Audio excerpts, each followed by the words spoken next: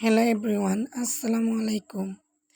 আজকে আমি আপনাদের তৈরি করে দেখাবো ফ্রাইড রাইস। তো চলুন দেখি কিভাবে ফ্রাইড রাইস তৈরি করা যায়।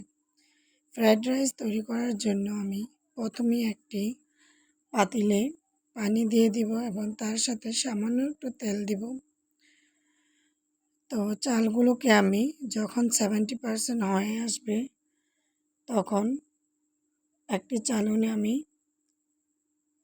জড়িয়ে নিব ঠান্ডা হওয়ার জন্য। এখন আমি এগ স্ক্রাম্বলটা তৈরি করে নিব। এর জন্য আমি কড়াইয়ে তেল এবং ঘি দুটোই দিয়ে দিলাম। এখন আমি চুলা মিডিয়াম রেখে ভালো করে ভেজে এগ স্ক্রাম্বলটা তৈরি করে নিলাম এবং তা একটি পাত্রে তুলে নামিয়ে রাখলাম।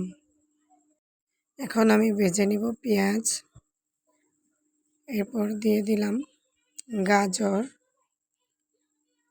এর সাথে দিলাম ফুলকপিও। এগুলো ভেজে নিয়ে আমি এখন দিয়ে দিব 1 চা চামচ ম্যাজিক মশলা এবং লবণ এবং 1 চা চামচ টেস্টিং সল্ট আপনার পছন্দ অনুযায়ী আপনি না চাইলে অ্যাভয়েডও করতে পারবেন এবং দিব কাঁচামরিচ। সবগুলো উপকরণ ভালো করে ভেজে নিয়ে এখন আমি দিয়ে দিব সামান্য সয়া সস। তো সয়া সসটা দেওয়ার পর আমি নেড়েচেড়ে এগ স্ক্রাম্বলটা দিয়ে দিলাম। সবগুলো উপকরণ এখন মিশ্রণ করে নিব ভালো করে। এখন আমি রাইসগুলো অল্প অল্প করে দিয়ে দিব। দিয়ে দেওয়া হলে আমি নেড়েচেড়ে নিব ভালো করে। এরপর এতে আমি পরিমাণ মতো লবণ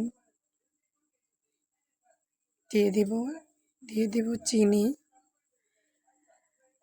চিনিটা আপনার পছন্দ অনুযায়ী, না দিলে অ্যাভয়েড করতে পারবেন। এবং দিয়ে দিলাম সয়া সস। এই উপকরণগুলো দিয়ে দিব টমেটো সস।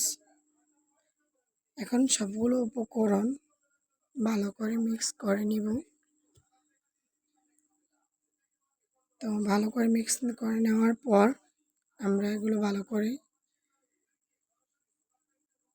নেড়েচেড়ে নেব। দেখেন কত সুন্দর ফ্রাইড রাইস তৈরি হয়ে গেল, একদম চাইনিজের মতো।